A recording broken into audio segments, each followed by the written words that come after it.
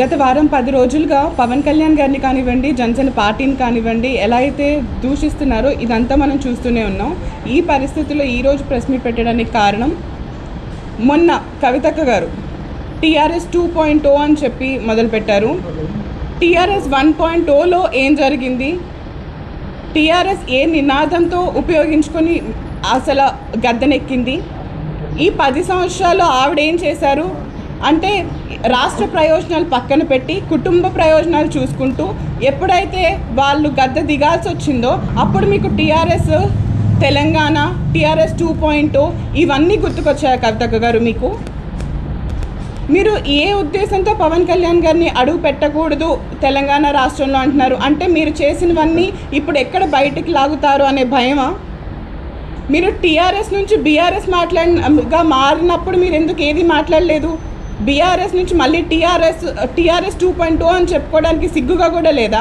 TRS చేసినవన్నీ మళ్ళీ మీరు వెనకాల బ్యాగేజ్లో మోసుకొని రావడానికి సిగ్గు అనిపించట్లేదా మీకు? మీరు మాత్రం ఉద్యోగాలు చేసుకోవడానికి పక్క రాష్ట్రాలు కాదు దేశాలు దాటెళ్ళచ్చు, మీరు అక్కడ బతకచ్చు, మీ పిల్లలు అక్కడ చదవచ్చు, కానీ పవన్ కళ్యాణ్ గారు మాత్రం తెలంగాణలో అడుగు పెట్టకూడదు. ఇదేం న్యాయం అండి? రాజ్యాంగం అందరికీ ఒకటేలా ఉండదా? ఒక్కొక్కరికి ఒక్కొక్క రాజ్యాంగం రాసి పెట్టారా? మీరు రాజ్యాంగానికి ఇచ్చే గౌరవం ఇదేనా? దేశ సమగ్రతను కాపాడుతూ ప్రాంతీయవాదానికి ఒక లైన్ ఉంటుంది, అది దాటి మాట్లాడకూడదు.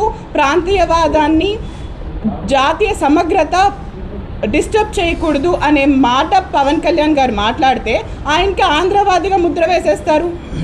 ఏం రాజకీయం చేస్తున్నారు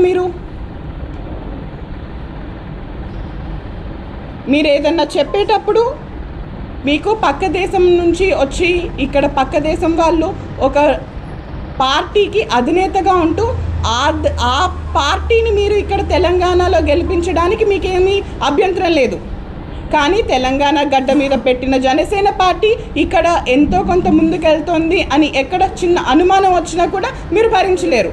అయితే మీరు ఉండాలి లేదా వాళ్ళు ఉండాలి, ఏదైనా మేమే ఉండాలి, కొత్త వాళ్ళు రాకూడదు అనే పోకడ మాకు బాగా కనిపిస్తుంది. దీన్ని ఎలా అయినా మేము అడ్డుకుంటాము.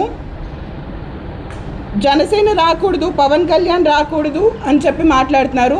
అదే దేశంలోకి దొంగతనంగా చాలామంది వస్తున్నారు. దీన్ని ఖండించండి, దీనికోసం న్యాయ పోరాటం చేయండి. మేమందరం కూడా మీకే మద్దతు పలుకుతాం. అలాగే ఎవరైతే ఎన్ని కుటుంబాలు అయితే రాష్ట్రం కోసం బలిదానం చేశాయో వాళ్ళ కుటుంబాల గురించి పోరాడండి. మీ ప్రభుత్వం ఉన్న గత 10 సంవత్సరాల్లో ఎంతమంది కుటుంబాలను ఆదుకున్నారు? ఎంతమంది కుటుంబాల దగ్గరికి మీరు వెళ్ళారు? ఎంతమంది కుటుంబాలలో మీరు నిధులు ఇచ్చారు, నియామకాలు ఇచ్చారు? మీ 5గురు అంటే మీ కుటుంబ సభ్యుల్లో మీరు పంచుకున్నారే కానీ వచ్చిన ఉద్యోగ అవకాశాలు మిగతా బయట యువత ఏం చేస్తున్నారు? యువతకి చేయూతనిస్తానని చెప్పారు, దాన్ని ఏం చేశారు? ప్రస్తుతం ఉన్న ప్రభుత్వం కూడా వీటిపైన ఎక్కువ దృష్టి సారిస్తుంది. ఇవన్నిటిని ప్రశ్నించండి. వీటన్నిటి గురించి జనసేన మాట్లాడుతుంది. రేపటి రోజు జనసేన తెలంగాణలో నిన్నటి నుంచి తన పాగా వేయడం మొదలుపెట్టింది.